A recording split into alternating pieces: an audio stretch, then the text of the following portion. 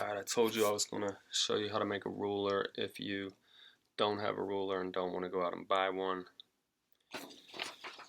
We're going to use a piece of paper. Normal sized paper measures 8.5 by 11. Alright, so 8.5, the short edge, 11 inches, the long edge. If I fold the paper in half, lengthwise, alright, I cut that 11 in half. Half of 11 is 5.5. Okay, so this is now 5 1/2, that distance. Alright, I'm going to take that 5.5, rip this. Alright, take that 5.5. I'm going to subtract it from 8.5. Alright, so I'm crossing these two papers.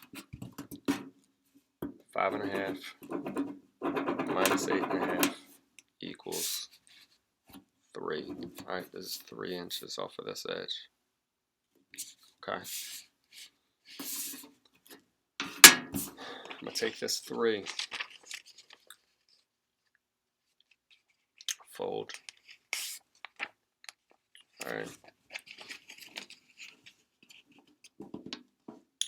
Fold this backwards. So what I should have now is length 3, length 3, length 2.5. Alright, 3 plus 3 plus 2.5 equals 8. That means that this here, this distance from here to here, is going to be a 1/2 inch. Now, we're not going to be perfect because we ripped, we folded, all the little steps. Every step that I do is going to be slightly imprecise. Alright, but we're going to use this anyway. It'll get us close enough if you can't, for whatever reason, go out and get a ruler. So I'm going to fold this 1/2 inch back. I'm going to fold it forward. Just make it thicker. Actually, let me just fold it again this way. Alright. And then I'm going to take that half of the paper that I haven't messed that much with, flip it over because I wrote on it, and I'm going to just start marking out 1/2 inches.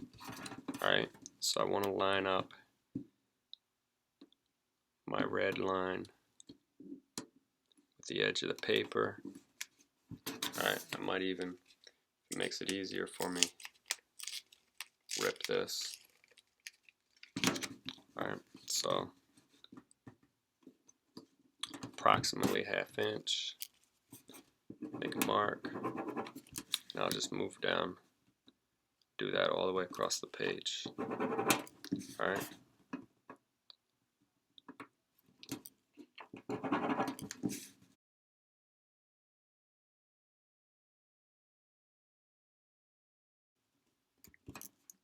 Alright, so I didn't get as far as I should, which means this is actually slightly larger than a 1/2 inch, probably because of the many folds that I made. I'm not getting all the way to 8 inches, but until you're able to get an actual ruler, this will at least give you the idea of what you're supposed to be doing in terms of reading a ruler. Alright. Between all of the marks that I already have, I'm going to eyeball approximately another 1/2. So these are actually 1/4s that I'm breaking this into. And again, it's not going to be perfect, but it will give you the feel of using an actual ruler.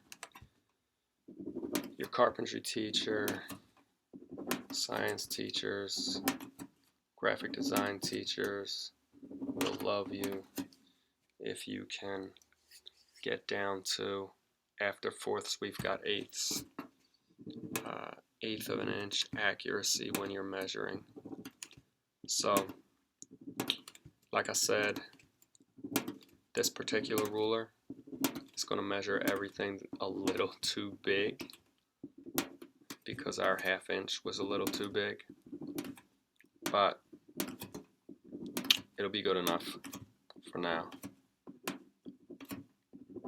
And when you can eventually get to a store to get a ruler, I'd appreciate that, so you can get very precise measures. Alright, anyway, ruler look like this.